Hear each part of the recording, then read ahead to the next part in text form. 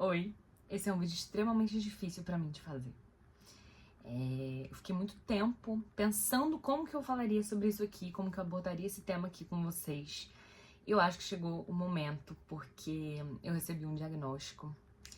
E foi um divisor de águas na minha vida ter recebido esse diagnóstico. Então, eu já quero deixar avisado que é um vídeo que contém gatilhos, é um vídeo com temas sensíveis. Então, se você tiver gatilho em relação a abuso, em relação a diversos temas, eu já aviso que vai ser um vídeo pesado, tá? Mas é um vídeo sobre mim, sobre a minha história. Começando do começo, quem sou eu? Eu sou a Vitória, eu tenho 23 anos, eu sou psicóloga clínica e organizacional. Eu gosto muito da demanda de gênero, sexualidade. Eu sou uma mulher feminista, sou uma mulher extremamente determinada, extremamente animada com a vida, expansiva. Hoje eu lidero uma comunidade afetiva com mais de 80 psicólogas e psicólogos, né? Trabalho com o público de mulheres e LGBT, pretendo fazer uma especialização em sexualidade e eu vou contar um pouquinho da minha história aqui pra vocês. Eu anotei aqui, mas eu vou tentar fazer esse vídeo com o mínimo de roteiro possível, porque eu quero me despir pra vocês. Eu quero que vocês vejam a Vitória real, sabe? Então, por isso que vai ser tão difícil fazer esse vídeo. Bom, vamos lá. Esse ano eu tive depressão. E foi uma depressão extremamente profunda e delicada. Uma depressão que eu me vi no fundo do poço, sem recursos, sem saber o que fazer, né? E eu quero dividir esse vídeo em duas partes, né? A primeira parte eu vou falar sobre a minha saúde mental, a segunda eu vou falar sobre espiritualidade. E eu quero deixar muito claro aqui que eu não misturo as duas coisas. Então, no meu trabalho, por exemplo, eu não misturo espiritualidade propriamente dita. Claro que se o cliente trouxer, claro que se eu sentir necessidade, a minha intuição tá sempre presente, mas eu não misturo nos atendimentos. Eu sei muito bem separar, né, em questão de ética, né, enfim. Mas falando um pouquinho sobre o meu diagnóstico. Como que foi descobrir que eu sou bipolar, né? Eu tive depressão esse ano e eu pensava que fosse uma depressão unipolar, né? Porque pra quem não sabe, existe a depressão bipolar, que faz parte desse quadro de bipolaridade e que existe um espectro de bipolaridade.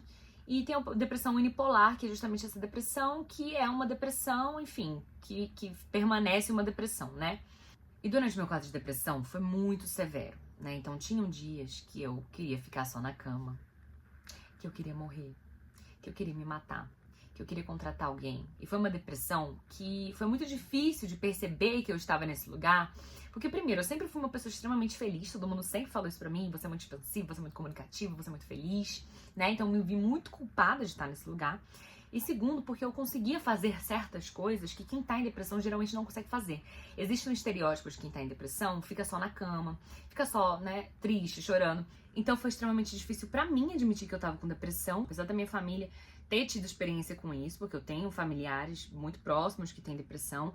Então a minha família reconhecia muito mais do que eu. Eu achava que fosse um problema muito mais simples do que parecia, realmente. Eu achava que era uma coisa relacionada à profissão, porque nessa época eu fiquei com ranço da psicologia, né? Por incrível que pareça, eu sempre fui apaixonada pela área. Mas eu peguei ranço da psicologia justamente porque a psicologia me deixa cada vez mais lúcida. E a lucidez, se você não manejar, ela te enlouquece. Eu conheço pessoas que enlouqueceram por serem tão lúcidas. Inclusive, eu tô com um livro aqui, que é esse livro aqui da Rosa Monteiro, que é O Perigo de Estar Lúcida. Porque quando você começa a ver o mundo, né, com mais clareza, você começa a perceber o tanto de coisa que tá errada. Você começa a questionar o sistema, você começa a questionar a sua família, você começa a se questionar sobre absolutamente tudo. Isso é muito difícil de manejar. Então, eu sempre tive essa sensibilidade muito grande, eu sempre tive esse questionamento muito aflorado. Desde pequena, quando eu era bem pequenininha, eu perguntava pra minha mãe assim: mãe, por que a gente vive se a gente vai morrer?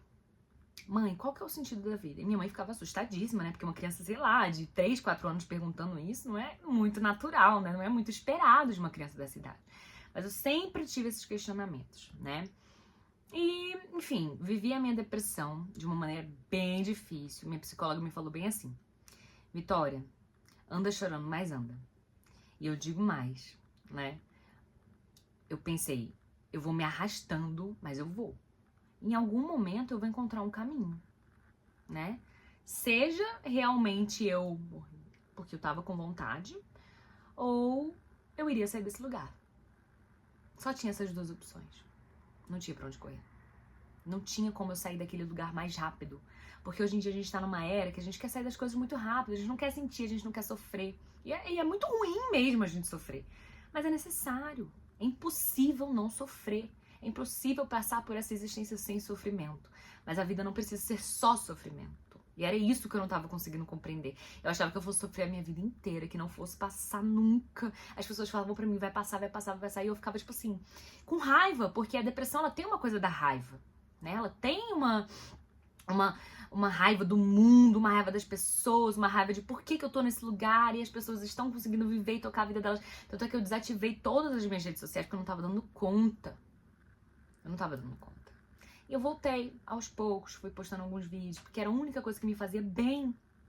Era a única coisa que eu conseguia fazer. Eu me isolei dos meus amigos, eu não queria mais falar com a minha família, porque eu ficava com raiva deles por eles estarem tentando me ajudar. Então foi um período, assim, extremamente delicado. Muito, muito delicado. E eu comecei a tomar uma medicação, fiz acompanhamento psiquiátrico, fiz muita terapia, continuei indo fazer exercício físico, por mais difícil que fosse. E eu fui tentando tocar a minha vida, né? Chegou um determinado momento que ficou tão grave que eu tive que voltar na minha psiquiatra pra fazer uma internação, uma espécie de internação domiciliar. Que era minha família ficar de olho em mim o tempo todo, porque eu tava em risco de... Eu olhava pra sacada da janela e dava vontade de me jogar. Eu olhava pros remédios e dava vontade de tomar todos. Porque eu não aguentava mais viver. Tava muito difícil. Era uma dor insuportável. Insuportável. E eu gravava alguns vídeos, porque no fundo, eu tinha expectativa de em algum momento isso passar e eu conseguir contar essa história. Enfim, gente, nossa, perdão, comecei a chorar muito aqui. E os meus dias têm sido assim, todo dia eu tenho chorado, tem dia que eu não consigo dormir. Tô fazendo acompanhamento, né, com a minha psicóloga, ela me indicou um psiquiatra.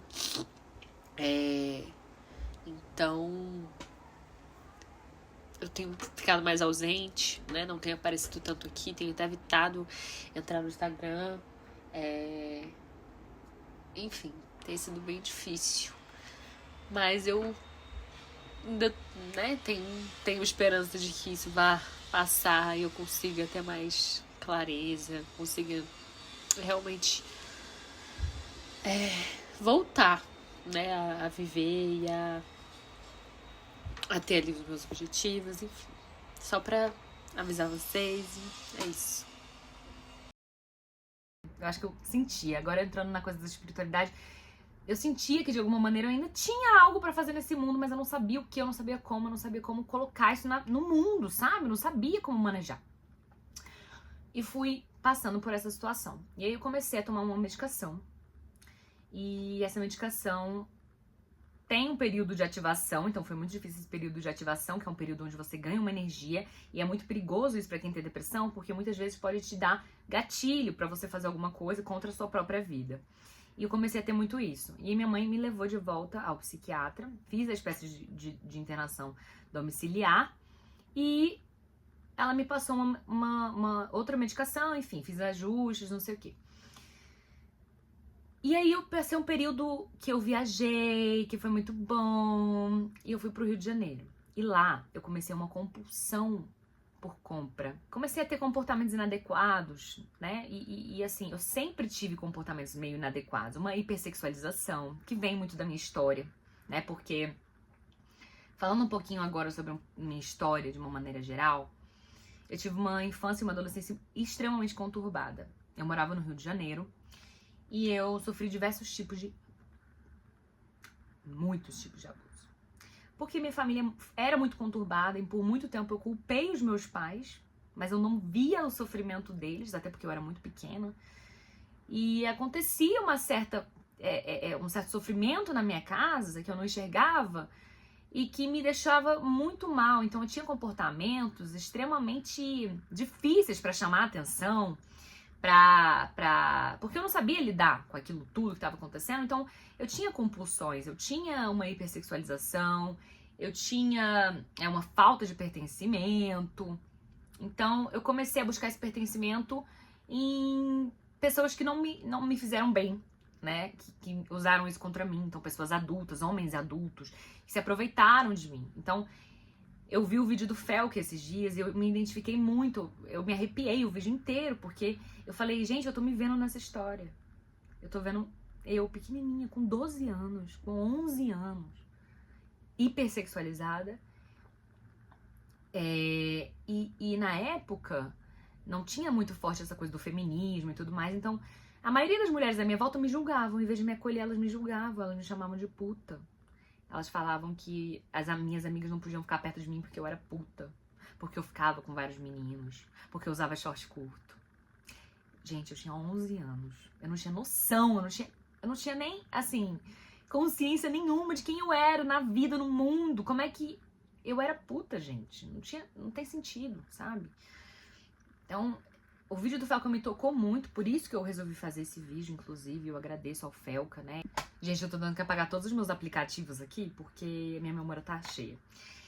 Mas enfim, voltando ao assunto, eu era uma criança extremamente sexualizada e muita gente se aproveitou de mim. Teve uma história que me marcou muito, porque eu tava na escola e eu fui pra escola de short. Eu tinha uns 11 anos por aí, eu acho. E os meninos me assediaram tanto, mas tanto, que eu fui pro banheiro chorar, trocar de roupa, pedir pra minha mãe levar uma calça pra mim urgente. Porque eu sempre tive um corpo mais desenvolvido, enfim, por causa do meu biotipo.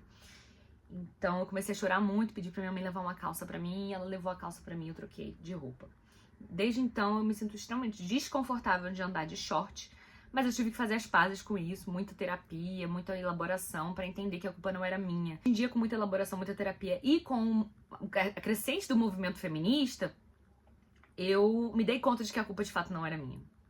Olha a importância de uma terapia, a importância do movimento social, a importância de boas pessoas à sua volta pra te falarem, olha, a culpa não era sua. Foi um suspiro de alívio. O vídeo do Felca, inclusive, foi um suspiro de alívio. E eu era, desde sempre, sentia essa falta de pertencimento, essa coisa da hipersexualização, essa coisa dos abusos, muita criatividade, muita sensibilidade, eu sentia muita coisa, era tudo muito conturbado, muito difícil de lidar, era muita coisa pra lidar, sabe? Tanto externamente quanto internamente. Então, a minha adolescência e minha infância foram extremamente difíceis. Muito difíceis. Eu acredito que a loucura, ela tem um quê dessa sensibilidade, dessa coisa legal de você ter uma criatividade muito grande, você ter um olhar muito legal pro mundo, mas você também tem muito sofrimento. E é um sofrimento que muitas vezes as pessoas não enxergam. Então eu tava sofrendo muito e as pessoas não enxergavam, né? E eu não culpo ninguém por isso. Eu acredito que é extremamente difícil mesmo você enxergar alguém que tá sofrendo sem demonstrar, sem ela falar, sem ela demonstrar. Enfim.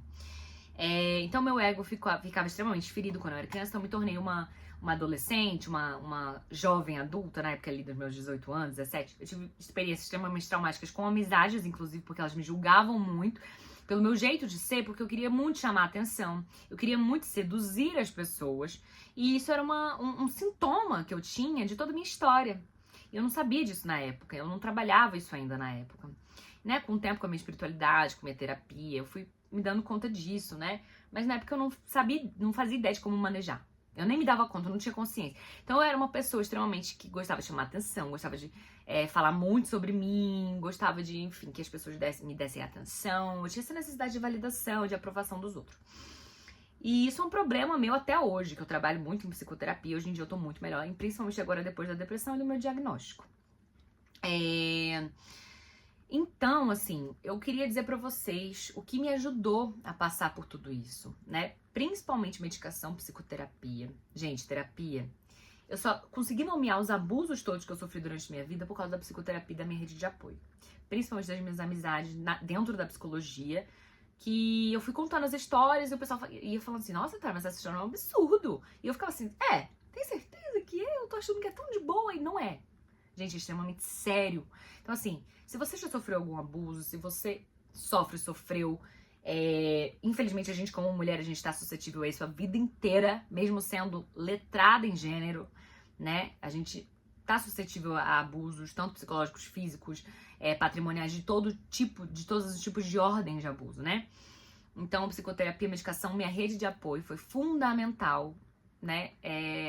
Meu parceiro, minha mãe, minhas irmãs, meus cunhados, meus avós, minha família no geral, meus amigos, né? em especial minha amiga Bia, que eu tive, né, maior contato, porque eu me isolei de muitos amigos durante essa época. Então, assim, foi muito difícil, né? Mas eu passei. Eu passei. E se eu passei, você também consegue passar. Porque eu não achava que eu iria conseguir. Eu achava que qualquer tipo de ajuda fosse em vão. Eu ia pra consulta pensando, que merda essa consulta. Puta que pariu. Mais uma consulta que eu vou fazer e não vai adiantar nada. E agora falando um pouquinho da minha espiritualidade, que é um outro tópico do vídeo. Nessa época eu procurei muita ajuda espiritual e eu fui progressivamente melhorando. E foi muito interessante porque eu tirei tarô com uma prima minha e eu descobri muita coisa sobre mim, muita coisa que fez sentido, né? E eu comecei a me aproximar muito da minha espiritualidade, então eu estou extremamente grata a Deus, porque eu pedi muito a Deus e aos meus guias. E mesmo sem crer na época, eu não tava crendo, mas agora eu creio assim mais do que nunca, né, na minha espiritualidade. Eu não me considero religiosa, não considero que eu tenho uma religião específica, mas eu sou extremamente espiritualizada, né? Eu sou bruxa, eu gosto das ervas, eu gosto do tarô, eu gosto de pedras, eu ando com umas pedras, então eu tenho minha pirita aqui que foi muito importante pra mim, né, simbolicamente, e eu acredito também que energeticamente, porque quando eu comprei ela, não sei, eu senti que as coisas começaram a se alinhar, sabe? Foi muito interessante essa pedra aqui, depois eu posso contar pra vocês um pouco melhor. Eu tô tomando meu chá, porque eu tô em hipomania nesse momento, por isso que eu tô falando horrores aqui com vocês, e fazendo vários vídeos, montando comunidades e não sei o quê. Mas eu tô em plena consciência do meu tratamento e vou fazer o tratamento. Então eu gostaria de deixar aqui um recado pros meus familiares que estão muito preocupados, pros meus amigos, que eu tenho consciência do meu estado atual. Eu tenho consciência de que eu tenho que fazer um tratamento, de que eu tenho que parar de beber, de que eu tenho que tomar medicação, de que eu tenho que fazer terapia, de que eu tenho que fazer exercício e ter rotina pra minha vida toda. Porque eu sou bipolar. E eu não tenho a menor vergonha de falar sobre isso. E eu tenho muita vontade de ajudar pessoas que passaram e passam por isso. Porque foi muito difícil tudo que eu passei. E agora eu sinto que a minha missão é trazer minha mensagem pra cada vez mais gente. Então eu peço pra vocês compartilharem esse vídeo. Se vocês estão passando por alguma situação ou conhecem alguém que esteja, porque é muito genuína a minha vontade de ajudar. Teve uma época que eu acredito que eu tava fazendo psicologia por causa do meu ego, pra mostrar pras pessoas que eu era uma pessoa evoluída. Mas agora que eu passei pelo sofrimento de uma maneira muito difícil, eu quero ajudar muita gente. Eu quero. Eu tenho muito orgulho de que eu me tornei. Eu só me tornei essa pessoa por causa das pessoas que estiveram comigo, por causa do tratamento. Então, eu não tenho vergonha de me vulnerabilizar agora aqui pra vocês. Eu não acho que eu estou me expondo necessariamente. Acho que eu tô me expondo por uma causa. E essa causa eu vou levar até o fim. E eu espero vocês comigo.